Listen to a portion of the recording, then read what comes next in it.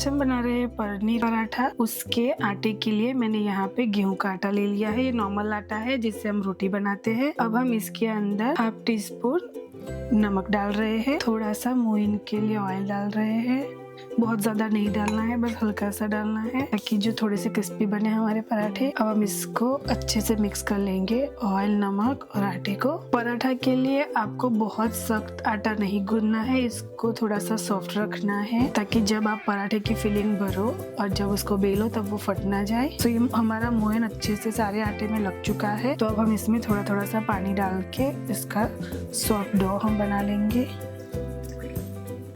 एक साथ बहुत ज़्यादा पानी ना डालें, इसको अच्छे से मिक्स करते जाए और जब ज़रूरत पड़े तब पानी डालें। आपको अच्छे से मसल के इसका एकदम सॉफ्ट आटा बना लेना है। ये आप देख सकते हैं कि हमने हमारे आटे में पानी डाल के अच्छे से गूंद लिया है इसको। अब हम इसके ऊपर थोड़ा सा ऑयल डाल के अच्छे से नीट कर लेंगे। सो यहाँ पे मैंने 1 चम्मच जितना ऑयल डाला है।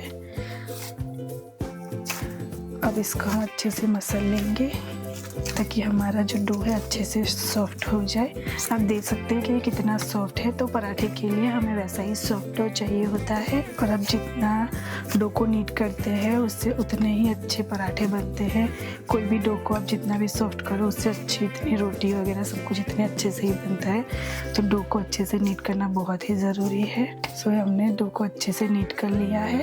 अब हम इसको ढक के 15 मिनट के लिए रेस्ट में रख देंगे। अब हम पनीर पराठे की पनीर की स्टफिंग बना लेते हैं। इसके लिए मैं एक बाउल में ये ग्रेटेड पनीर ले रही हूँ। ये 1 कप जितना पनीर है। अब इसके अंदर ग्रेटेड कैरेट डाल रहे हैं, ये भी हाफ कप है। कैरेट को मैंने ग्रेट करके उसका जो एक्सेस जूस होता है वो निकाल लिया है, तो इस बात का ध्यान रखिए। अभी मैं उसके अंदर ग्रेट किया हुआ बीटरूट डाल रही हूँ।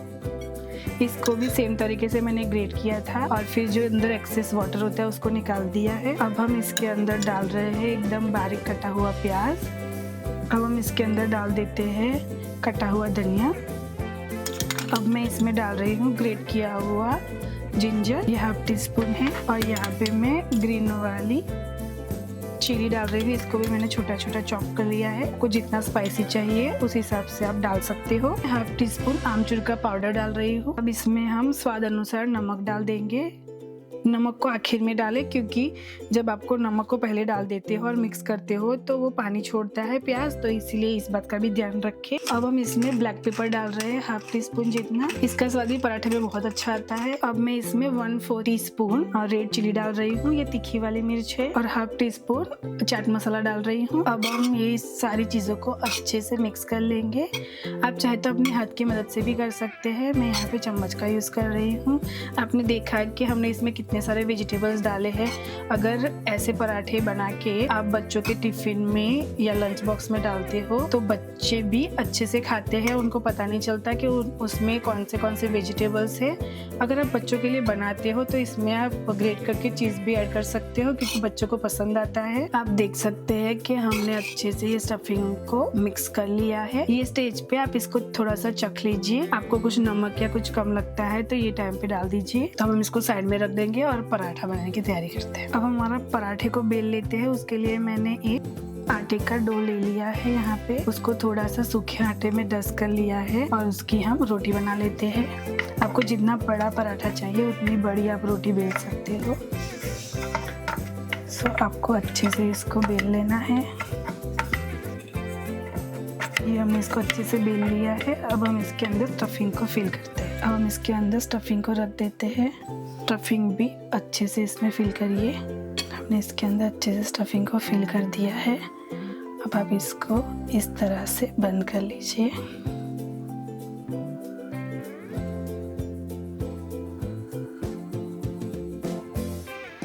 हमने इसका मुंह अच्छे से बंद कर लिया है।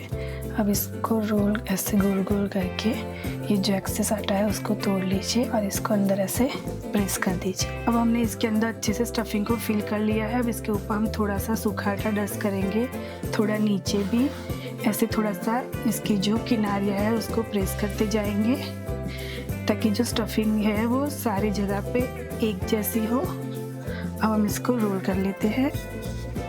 आपको बिल्कुल हल्के हाथ से रोल करना है इसको और इसको घुमाते हुए एक अच्छा पराठा बना लीजिए। बहुत प्रेशर नहीं देना है आपको, नहीं तो वो फट जाता है। तो ऐसे हल्के हल्के हाथ से आप इसको रोल कीजिए। जब आपको लगे तब आप ऐसे पलटा भी सकते हैं इसे। अगर आपका जो आटा है वो सॉफ्ट होगा तो आपकी जो स्टफिंग है वो बाहर नहीं आएगी और आपको बहुत मेहनत भी नहीं करनी पड़ेगी। पराठे को बेलने में वो अच्छे से स्प्रेड हो जाता है हल्के हल्के हाथ से। आप देख सकते हैं कि हमारा पराठा ये बनके बिल्कुल रेडी है। हमने इसको अच्छे से बेल लिया है और साइड में मैंने तवे को गर्म होने के लिए रख दिया था, तो हम इसको अच्छे से सेक लें। अब हमारा तवा अच्छे से गर्म हो चुका है तो मैं इसमें पराठा डाल देती हूँ।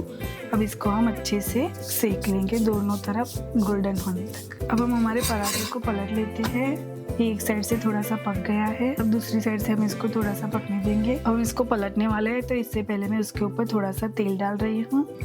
आप चाहो तो मक्खन घी या भी लगा सकते हो या बटर से भी कर सकते हो। अब इसको पलट लेते हैं। इसको अच्छे से प्रेस करते हुए हम सेक लेंगे। हम यहाँ पे भी थोड़ा और डाल रहे हैं।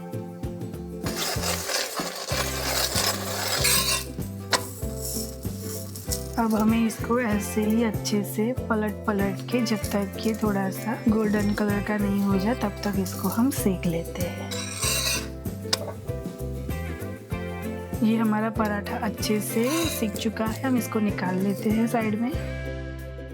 अब हम इसी तरह से सारे पराठे को तैयार कर लेते हैं। हमारे पनीर पराठे बनकर बिल्कुल रेडी है। आप देख सकते हैं कितने हेल्दी बन के रेडी हुए हैं। इसमें हमने बहुत सारे वेजिटेबल्स डाले हैं, जो बच्चे नहीं खाते वो भी अच्छे से खाएंगे। मैं आपको दिखाती हूँ कि अच्छे से कितने अंदर स्टफ हुए। आप देख सकते हैं कितने कलरफुल है, प्लस जो उसकी स्टफिंग है वो अच्छे से पराठे में स्प्रेड हुई है। तो आप भी बनाइए और इसको आपके बच्चों के लंच बॉक्स में और आपके हस्बैंड के लंच बॉक्स में दीजिए।